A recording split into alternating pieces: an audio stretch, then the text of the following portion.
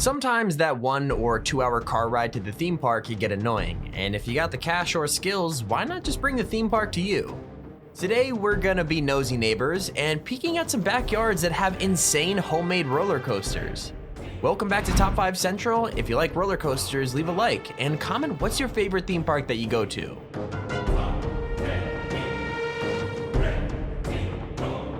Some backyard coasters need a little help to get going. They don't rely on motors or pulley systems to get them to the top of the hills that they use. It's all about manpower and a helping hand from gravity. These push coasters might sound pretty boring in comparison to the high-octane thrill rides some theme parks have to offer, but that isn't always the case. Sometimes a push coaster can have a pretty impressive surprise or two hidden up its sleeve. Take this DIY push coaster for example. It starts from the top of a children's slide and requires a shove from the rider to send the seat speeding down the tracks. Gravity quickly takes over, accelerating the seat rapidly into a couple of incredibly tight banking turns that lead through the trees down toward the back of the yard. It also looks like the backyard coaster could be unfinished because after you get through a turn so banked, it's basically vertical. The track just ends. The coaster still has plenty of momentum at this point, so much so that the rider scrambles to stop the cart before he goes flying off the end, so who knows what they're planning to add on after that point. You don't always need motors or fancy components to make a cool backyard coaster. Sometimes all you need is a fun idea and the power of gravity.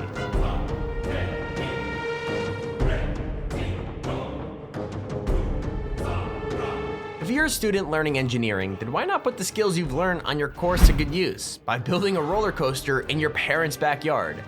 That's what David Chesney did in Thornhill, using the knowledge he acquired over the course of his college studies to create a 28-meter long backyard coaster. The coaster started because David had a few pieces of scrap in his backyard, and he had just got done taking apart a treadmill. What else would you do in that situation other than build a roller coaster? The first attempt David made was pretty subpar, but over 4 years he refined the idea and the designs, and was eventually left with the 28-meter long piece of track that he calls the Minotaur. The Minotaur is a pretty short coaster, meaning riders are propelled along the track without being able to see what's coming. A pulley system drags the homemade coaster car up a slant before dropping it down over a couple of hills and then to the other side. The coaster can start from either end, meaning you could ride it backwards or go forward.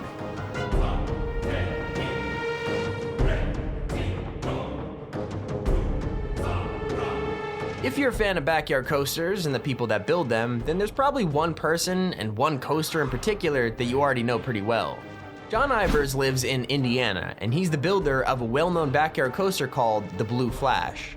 The Blue Flash started life as something relatively simple. It was a 10-foot piece of straight track that John built in a shed, with a retrofitted car seat on top. It quickly outgrew the shed as he kept building and adding more and more to the ride. From a tight full loop to an engine-powered conveyor chain with support towers and flag mounts, the coaster built in 2001 for his grandkids ended up attracting riders from across the world. John didn't stop when the Flash was finished being built either. He took what he learned from the first coaster and built a second one without the loop that was more suitable for kids.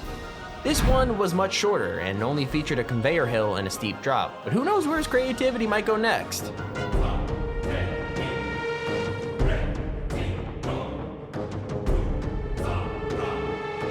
You might think that crazy backyard coasters have only been a thing in more recent years, as getting materials and getting the word out about the coasters themselves would be more easily accomplished with the use of the internet. But that isn't always the case, and in this clip we can actually show you the first ever backyard roller coaster that has recorded footage available online. This is called the Termite, and the footage that you're watching was initially premiered at the American Coaster Enthusiast National Roller Coaster Convention on June 23, 1989 in Pennsylvania. This coaster is obviously pretty much made entirely from wood, but don't think that makes it slow or uninteresting. This coaster is filled with interesting segments, from major drops from the top of the builder's house to heavily banked turns and winding zigzag segments. What's even crazier, this isn't the guy's first coaster. While giving us a tour of the Termite, he mentions coasters that were built earlier than this one, proving that the history of backyard coaster building in America goes even further back than this first recorded footage.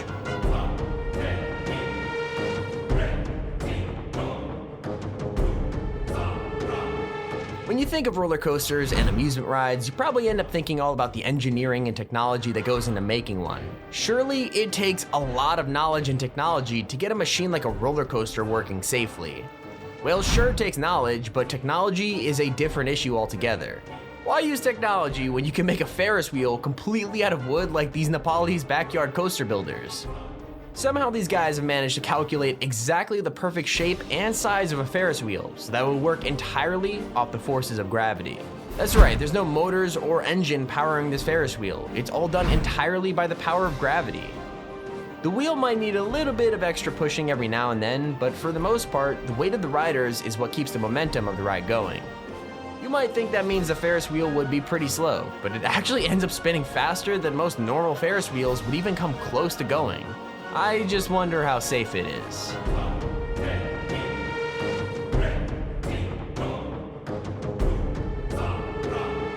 You've heard of amusement parks, but you've probably never heard of an abusement park.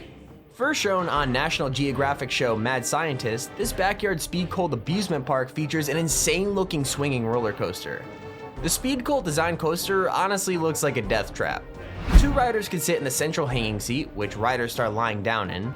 The coaster is then dragged up to the top of one end of the roller coaster before being suddenly dropped. The seating unit then whips back and forth between the 2 peaks, allowing gravity to naturally bring the ride to a stop after it continues to flip between both sides. What really sets this insane backyard coaster apart from the rest though, is the fact that the central seating unit actually spins you as you ride. The seat is mounted through 2 total 360-degree rotating points, allowing the ride to rapidly spin in complete circles as you get tossed from side to side.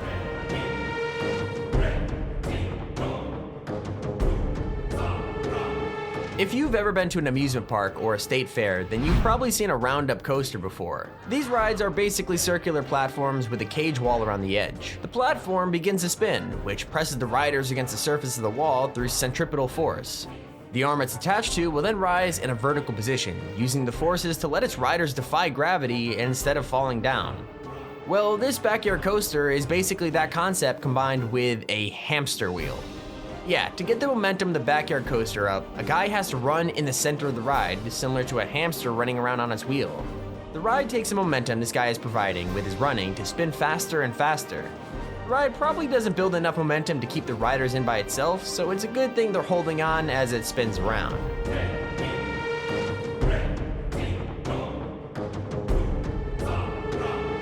The creator of the Oklahoma Land Run is a wooden coaster that started its life way back in the 90s, when its builder, Jeremy Reed, started constructing the winding wooden track. The specs are pretty impressive for a homemade backyard coaster, featuring a peak of 17 feet, 4 impressive drops, and a top speed of 20 miles an hour. Riders can expect to finish a circuit of the 444-foot long ride in around 40 seconds.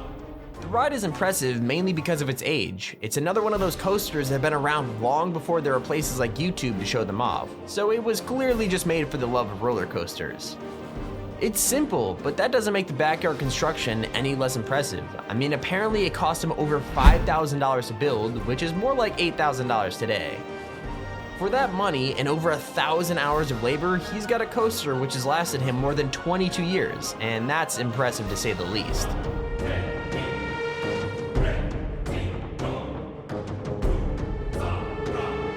All of the coasters that we talked about so far have been around for a while, which might give you the idea that the backyard coaster building community has died off a bit in more recent years, but that couldn't be further from the truth. Just this year, a backyard coaster builder called DR started building their own backyard coaster. The coaster is fairly simple at the moment, but it's only in testing phases, so who knows where it could end up going. The chair gets pulled up to the peak of a hill and then gets sent down over a few hills. At the moment, there's no proper ending point for the coaster, so it'd be pretty easy for it to just go flying off the edge. We really don't know where this coaster could end up, but it's cool to see it at these early stages.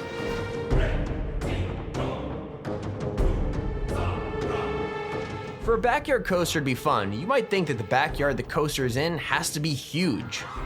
I mean, if you don't have a big backyard, how are you going to build anything interesting, if anything at all? Well, it's not impossible, you just need to think outside the box and maximize your use of space you have. This backyard coaster, built with the money-saving techniques of PVC piping and pieces of wood that you could find at pretty much any hardware store, is built in a tiny backyard, but still manages to look like a really fun ride.